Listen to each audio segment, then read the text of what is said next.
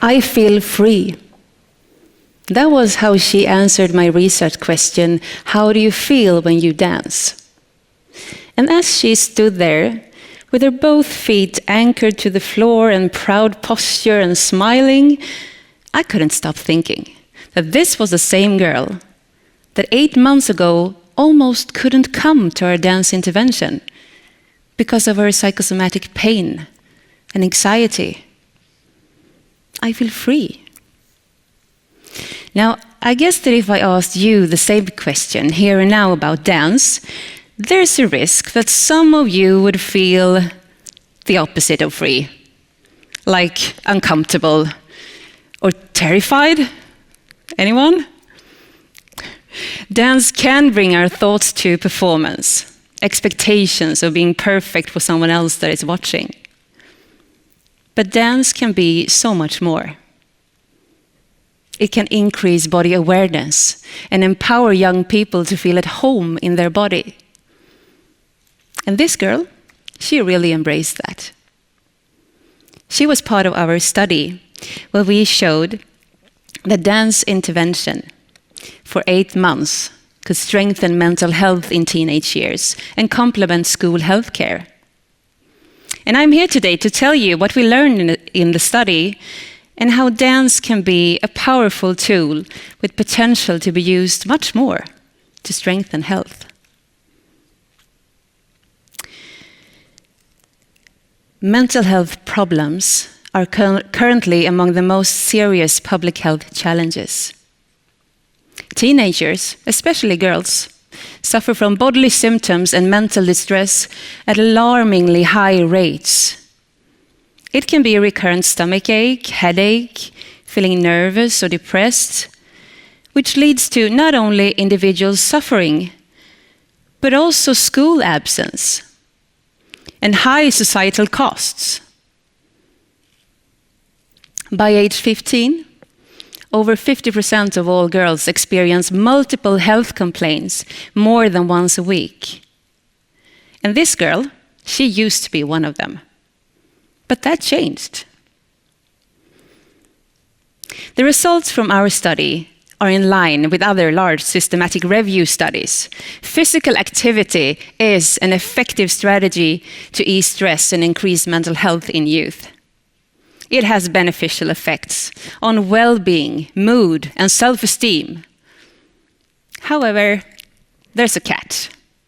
To get these effects, we need multiple days a week over a period of time. And how do you do that?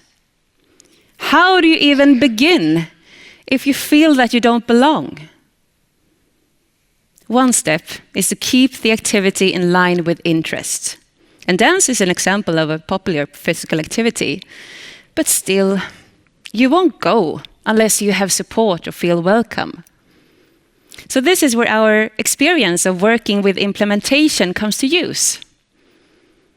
Over the years, we have learned that to reach those who need this the most, we have to work in close collaboration with school healthcare. And we have to create a judgment-free and enjoyable environment. And the dance is being held twice weekly after school hours. And today, I'm glad to say that over 600 instructors have been trained in the method, which means a reach for thousands of adolescents in Sweden and Nordic countries. Actually, the Dance for Health method has gone from research to being an award-winning social innovation with implementation success far beyond expectations. But it has not always been easy. When I was a PhD student, I often found myself having to explain, or sometimes even defend my research area.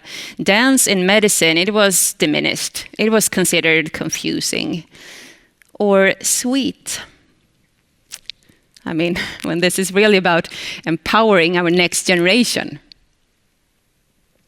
I remember somewhere along this journey, at a poster session at a research conference, a man approached me. He read the poster and sighed, "Dance?" And then he walked away. But then he stopped. He came back. He read the whole text and he looked at me and said, "This must be inexpensive." Yes. Very low cost, health economic benefits, and less visits to school nurse. He kept on reading. And then he bursted out, "I bet people think this is fun." Yes, dance is one of the most popular activities in youth, which is very good for attendance rates. And then he looked at me completely silent. And you could almost see his thoughts come together, almost like he solved a puzzle. It all made sense. And then he read the affiliation, Örebro, Sweden, and he said, "Sweden, you Swedes! You Swedes, you're so ahead of us, so ahead of us." And then he walked away, and I never saw him again.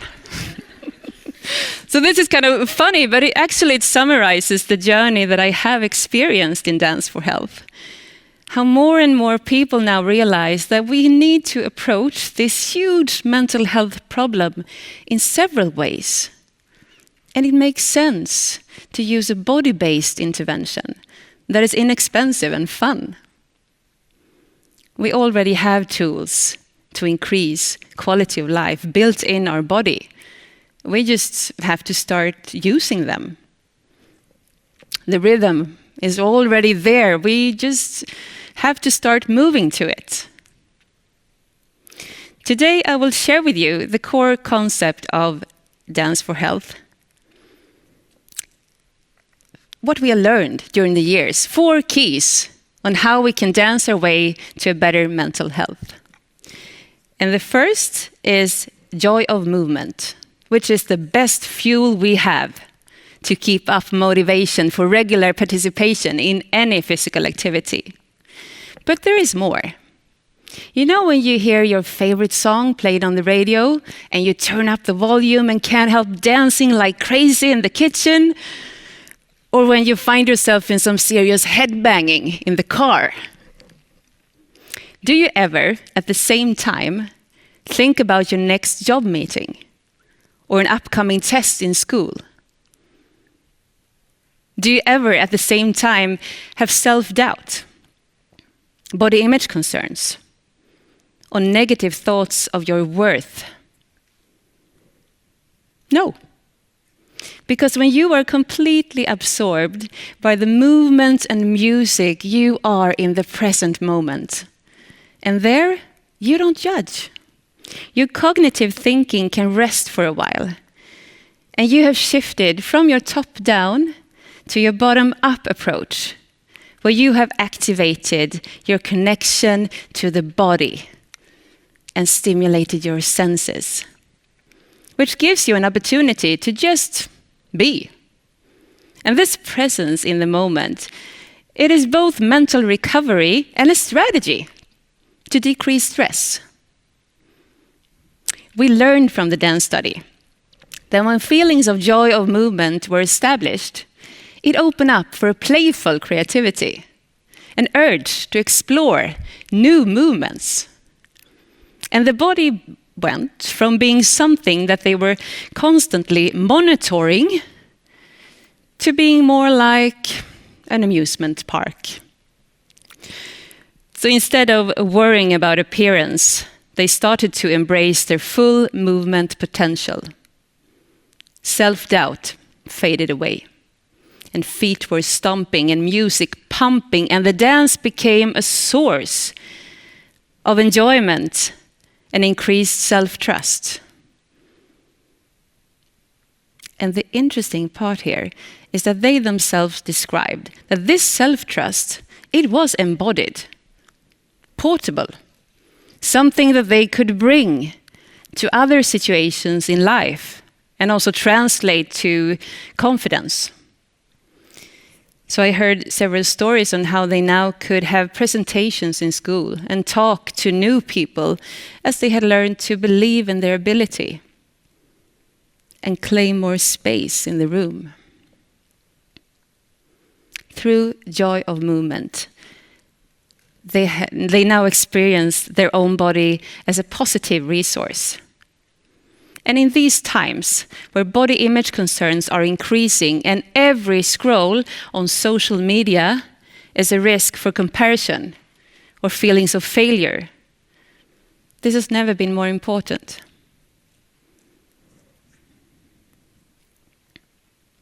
After dancing in our group for 8 months, one girl came up to me and she said, "I would never have come back if you hadn't said what you said to me during the first weeks." So I had to ask her what that was, and she said, "Well, you said come as you are. You don't have to do anything else, just come as you are." So the very key for her was that the dance was totally free from performance. That we didn't rehearse for a show. That was crucial for her. And she was not alone. Experiencing daily stressful internal and external pressure is a common reason for mental health problems in youth.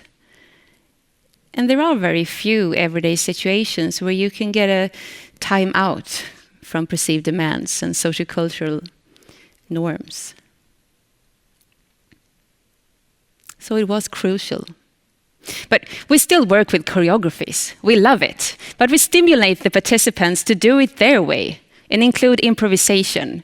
And interestingly, it is as though when we remove everything that has to do with judgment, everything that has to do with right and wrong, we foster an accepting attitude and open up a whole new world of possibilities to move freely. For me, a favorite part of leading a dance group is when I see when participants find each other, when their eyes meet, and the music is suddenly mixed with laughter. So dancing together creates social bonds. The non-verbal communication, it is powerful and develops a feeling of social inclusion. Even if you come from different schools or have different socioeconomical backgrounds, the opportunity to make new friends can be a strong reason to participate. And it's comforting to know that you're not alone. Connecting with others who have similar stress-related problems gives a silent togetherness. You know, when you can just look at each other and you just know. That matters. And the last key factor in Dance for Health is about seeing what you have. Remember the 15-year-old girl? She still has struggles. We all do. It's part of life. But what she has done to feel free is that she has allowed herself to dance anyway. It is allowed to take break from problems, to leave the worry at the door, so you can be reminded of all that you are and add your colors again and live closer to your heart. Like the girls in the study used to say, when I dance, I turn into who I really am. Or it's like you sweat out all the shit you bring from school or whatever. Dance can help you step into a new embodied energy, a new way of being you. So instead of constantly trying to fix what is broken, see what you have and what you can do today. So maybe you have heard of the expression, the way you feel, you move. It's a fascinating thought. How feelings are shown in bodily posture and movement patterns. But I am even more fascinated by the idea of turning it around. The way you move, you feel. As a physiotherapist, this knowledge is integrated in my work. As a dancer, I know it by heart. So the human ability to use bodily movement to increase mental health is perhaps one of the most underutilized tools that we have. Existing healthcare is burdened by long queues and lack of resources. And there's a need for cost-effective, non-pharmacological, and patient-active methods to help alleviate workload. So if we let dance be a part of prevention and treatment for young people, we not only introduce a new physical activity in their life, there's a chance that we open up a new way of approaching life. A small step on the dance floor can lead to great steps in life. The 15-year-old girl, she is now over 25 and a promising future leader. So by helping young people to feel at home in their bodies, we can make strong societal impact. I believe that what we need is knowledge and trust. Knowledge that small changes can have significant outcomes. And trust that the tools we need are already inside us. The rhythm, it's already there. Let's start moving to it.